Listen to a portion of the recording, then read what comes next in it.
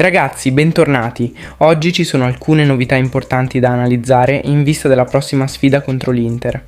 Purtroppo arriva uno stop per un centrocampista azzurro, che sarà costretto a fermarsi per qualche settimana a causa di un infortunio muscolare, un'assenza che andrà gestita al meglio, considerando l'importanza delle prossime partite. Inoltre si parla di un possibile cambio di modulo. Il Napoli potrebbe tornare al 4-3-3, soluzione che garantirebbe maggiore equilibrio, ma che potrebbe portare a qualche novità negli 11 titolari. Alcuni giocatori potrebbero essere impiegati in ruoli diversi, mentre altri potrebbero partire dalla panchina per scelta tattica. Oggi analizziamo insieme queste novità, le possibili alternative a centrocampo, l'eventuale ritorno alla difesa a 4 e le scelte di Conte in vista di un match fondamentale. Cosa ne pensate di questi possibili cambiamenti? Scrivetelo nei commenti.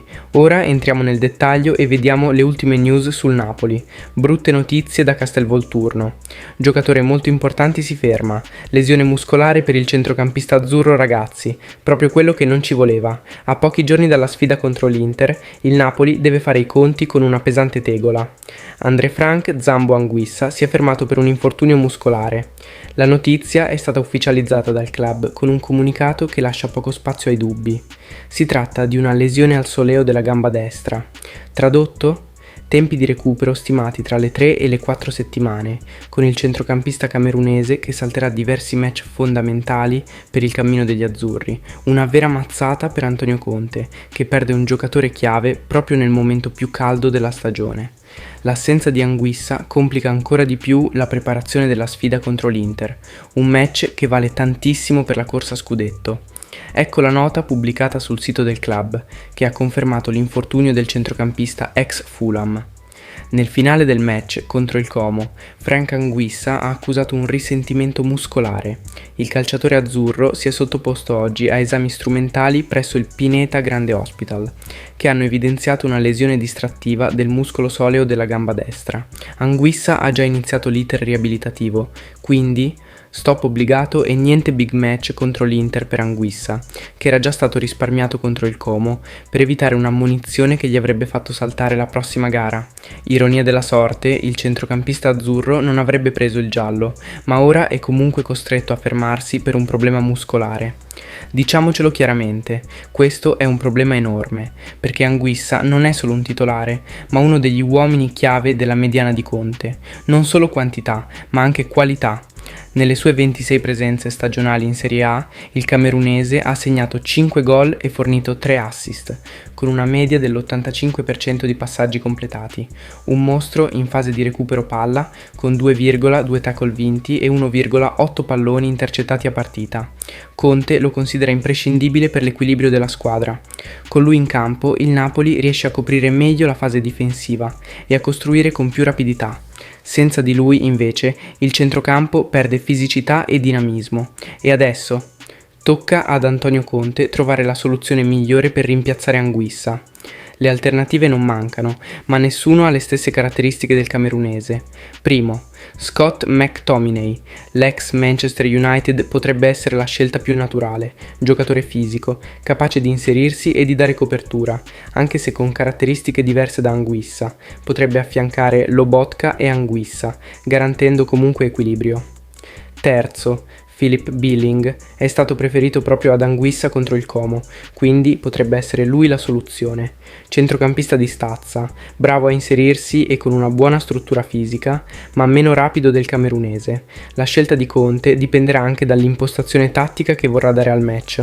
Contro l'Inter servirà intensità, perché i nerazzurri hanno un centrocampo di altissimo livello, con Barella, Calhanoglu e Mkhitaryan. I tempi di recupero sono stimati in circa 3-4 settimane, il che significa che il camerunese potrebbe saltare non solo l'Inter, ma anche altre partite delicate come Lazio e Fiorentina.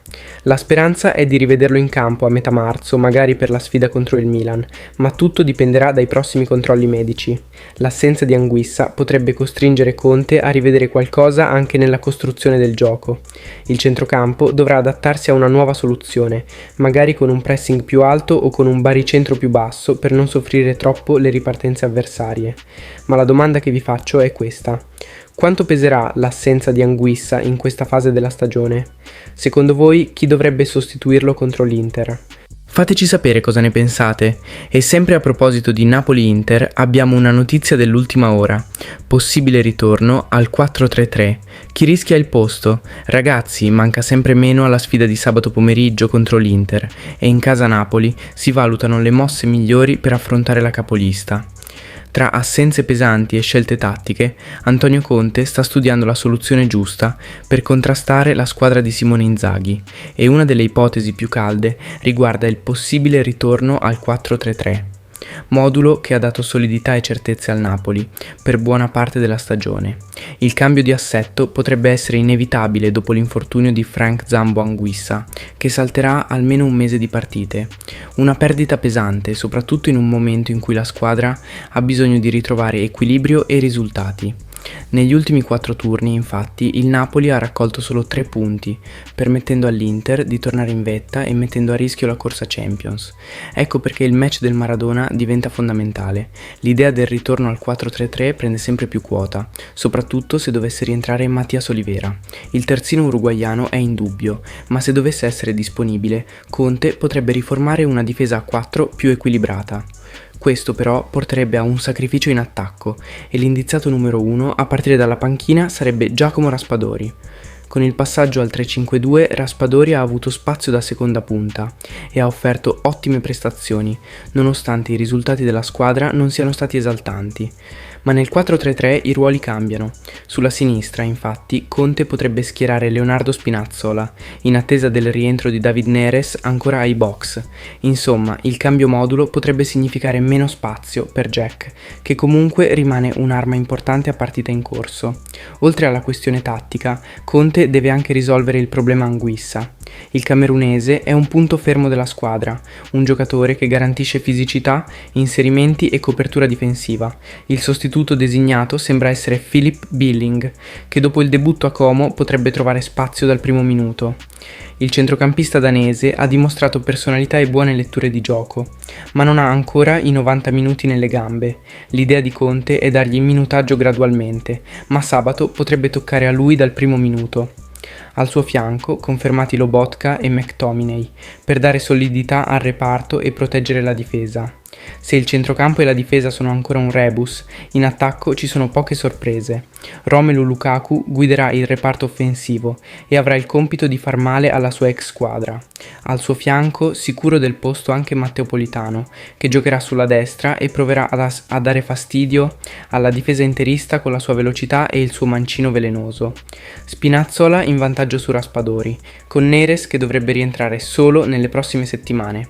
Dopo il pareggio contro il Como, il Napoli deve dare un segnale forte. La lotta Champions è apertissima e perdere altri punti complicherebbe la situazione. Conte vuole una squadra aggressiva, che non lasci il pallino del gioco all'Inter e che sappia colpire nei momenti giusti. Il ritorno al 4-3-3 potrebbe essere la chiave per ritrovare compattezza e tornare alla vittoria. Ma il sacrificio di Raspadori sarebbe la mossa giusta. Voi che fareste? Meglio confermare il 3-5-2 con Raspadori vicino a Lukaku o tornare al 4-3-3 con Spinazzola sulla sinistra? Dite la vostra. Grazie per l'attenzione tifosi azzurri e alla prossima con maggiori informazioni su tutto quello che succede in casa Napoli. Forza Napoli sempre e tutto per lei.